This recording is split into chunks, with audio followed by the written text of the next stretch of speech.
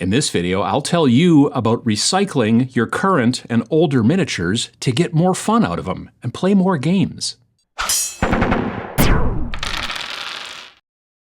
If you're like me, you might have a large collection of miniatures. Some painted, some unpainted, maybe even many still, on the sprue or in boxes and stuff like that. On the other hand, you might just be getting into the hobby right now and have very few models in your collection so far.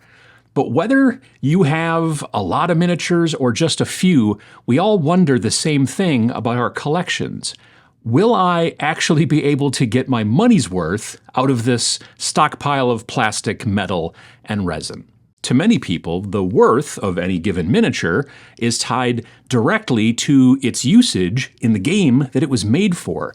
This mainly comes from the trend over the last few decades of, like the company that sells you the rules for the game also sells you the models for the game.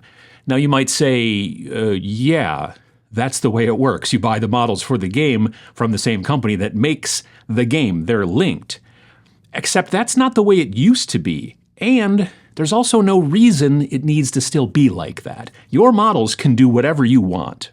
Touching on the point that miniatures didn't used to have to be linked to a specific game, back in the day when historical games were a lot more popular than, say, they are now, you generally had companies that sold rules and companies that sold miniatures. If you wanted to play a certain game that was for a certain conflict, right, like Napoleonic battles or something like that, you just needed to find suitable models once you determined what your rules and your scale were, right? Any Napoleonic models from any company, as long as the scale was right, would work in what you were doing.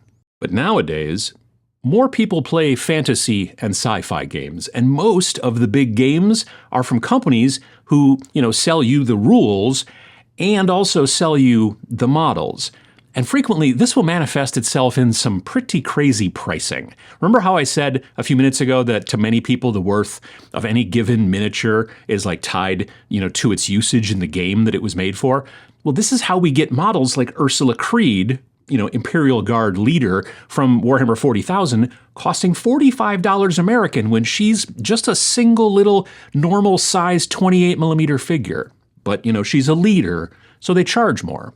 Obviously, in the grand scheme of things, you can always use whatever models you want in your games. I say it all the time here on the channel. Now, if you're playing in an official event sponsored by a specific model-making company, then I'll bet that they'll have something to say about that, right? They'll expect and decree that you're going to use their models in their game at their event, and that's fine for them to expect that, right? At that point, the ball is then in your court as to whether you want to attend their event with, rules such as those. But none of that is actually the point of this video.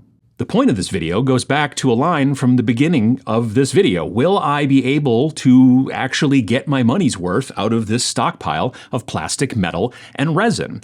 Here's how you won't get your money's worth. If you buy a specific model for a specific game, and when they change the rules, and they will, to make that model less useful in the game, if you just take it and put it on a shelf and forget about it, then you probably won't be getting your money's worth out of that particular model. They'll expect you to buy, build, and paint the new hotness, which will be hot, again, until, the rules change. If you want to get your money's worth out of the models that you buy, then you want to figure out a good way to kind of recycle those miniatures. Technically, I guess reuse is probably the better, word in this situation, but I guess there could be arguments for either term. You want miniatures that you can use in multiple games. So as rules kind of change from some companies, or, as your tastes change and you decide to play some other rule sets, then you can use certain models in many different ways and many different games, like the historical folks do. If you're a big fan of miniatures agnostic games, like I am, then you're already probably doing this. Whenever I look at some miniatures that I want to buy, or I maybe, dig some miniatures that I already have out of my basement to, finally build and paint, I try to figure out how many different games that I currently enjoy I can use those figures for. Sometimes it's just like 2, but frequently it can be more than that. It kind of depends on what kinds of games and rule sets that you like to play and whether they're skirmish or army-sized games. Now, if you refuse to play any miniatures agnostic games, well, you're kind of stuck. Technically, you can reuse a lot of demon models from Warhammer 40K in Age of Sigmar, because there's demons in both of those games. You could use your Battletech miniatures, your mechs, in both Classic Battletech and also Alpha Strike, I suppose. There's a lot of Age of Sigmar models that you can use in Warcry, at least until, the new version of Warcry next summer, perhaps. But because those models and rule sets are designed to be kind of proprietary, if you don't try miniatures agnostic games, then those models are pretty much single use. So what's the easiest way to sort of take the leap, as it were? You probably have a lot of models, or at least some models, from the biggest dog in town, Games Workshop.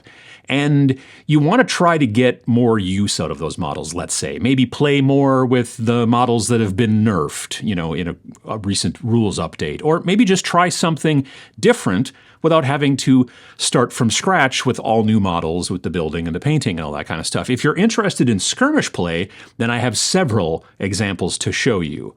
But if you're into army scale games only, then there's currently only one that I'm going to be able to tell you about, frankly, and that's One Page Rules. Grimdark Future is an army scale rule set from One Page Rules for sci-fi games. They have tons of different army lists available for free on their website. Most of them are near enough to specific 40K armies that you should have no problem figuring out which army list to use for your 40K army.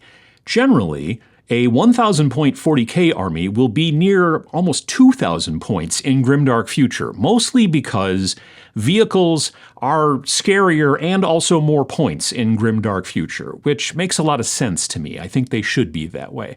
Therefore, you don't need to run as many models as in 40K unless you really want to. Grimdark Future will allow you to do that too. Then there's Age of Fantasy, which is pretty much a fantasy game that you can easily move, your Age of Sigmar fantasy models into with no problems. Again, free army lists and, a great online army builder called OPR Army Forge. That's for all of their games, and it's, I think, the best online army builder that anybody in the entire world makes. There's also Age of Fantasy Regiments for all of your kind of square-based Warhammer fantasy battles and or the old world kind of like needs, right? I haven't played the fantasy stuff, I'll be honest with you, but the fantasy stuff and the sci-fi stuff are all kind of based off of the same basic rules engine, right? So they work mostly the same. I assure you, this is not sponsored content. They're not paying me to say this stuff. In fact, I've been a Patreon supporter of theirs for some time now, so technically I'm paying them.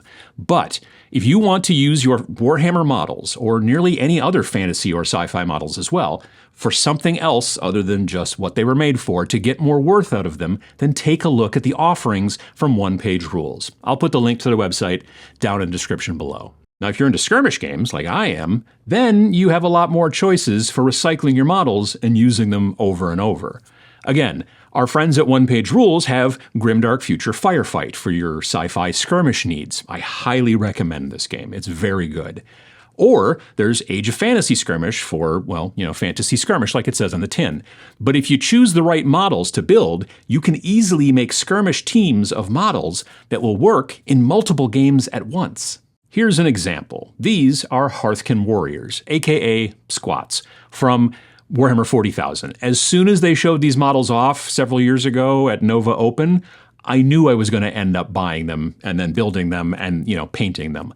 I liked them that much right from the get. Now that said, I had no intention of starting a Leagues of Votann army or even playing them in Kill Team.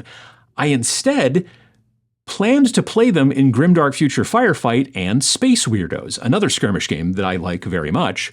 Pachow.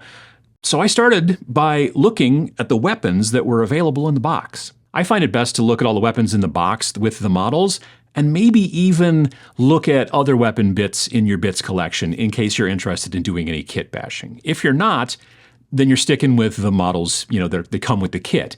That's what I did with these squats. Once I identified what all the weapons looked like to me, whether it's what they're supposed to be in 40K or not, I then started digging through the rules in both Grimdark Future Firefight and Space Weirdos And by process of elimination, I figured out how to build my models so they'd work best with both game systems. I'm a big fan of WYSIWYG. What you see is what you get on your models. But you don't have to be if you don't want to. After running the numbers, I was able to build a 125-point force for Space Weirdos with these 6 models. Space Weirdos is mainly either 75-point lists played on a 2-foot by 2-foot board or 125-point lists played on a bigger 3-foot by 3-foot board. And I was able to make a 200-point list for Grimdark Future Firefight, which is usually played with either 200 or 300-point lists. It makes these particular models in these particular games very recyclable. Now here, each of these 3 squads, kit-bashed mixtures of GW models, Stargrave models, and other stuff that I had lying around, each squad is designed to be a 75-point squad for Space Weirdos. Again, the 2-foot by 2-foot play size. However, I can also mix these 3 squads together to make a 300-point list of Rebel Guerrillas for Grimdark Future Firefight. I had to mix these, 3 groups together, but luckily, all my sci-fi bases are painted the same, so they all match. Pachow. I couldn't get all 12 models in there, only 9 of them, but those extra 3 can hang out and take a breather, or maybe join the other team. In my mind, being able to use a model or set of models in 2 separate games is a relatively low bar, especially since a game like Space Weirdos is so customizable. There's no army lists, you just sort of build each model separately. Being able to make a model that doesn't look out of place in Grimdark Future Firefight, Space Weirdos, potentially Planet 28, and maybe even something like The Doomed is really the sweet spot. You're really recycling your models and getting your money's worth out of those figures if you can hit as many titles as possible. Saving money is one of my favorite ways to win in tabletop miniatures wargaming. So what do you think? Do you prefer to have all your models all designed for a single purpose, a specific model for a specific game? Or do you like the idea of recycling, using one model for 2 or maybe even hopefully more game rule sets? Do you have a bunch of old models that you haven't touched in a while that could be used without repainting or anything in different games that you'd be more interested in playing now? Let us all know down in the comments below. If you liked this video, it would help a bunch if you'd hit the like button. It really does help out the channel and get the videos out to more people and all kinds of stuff like that. While you're down there, there's also a subscribe button that you could hit because I make videos every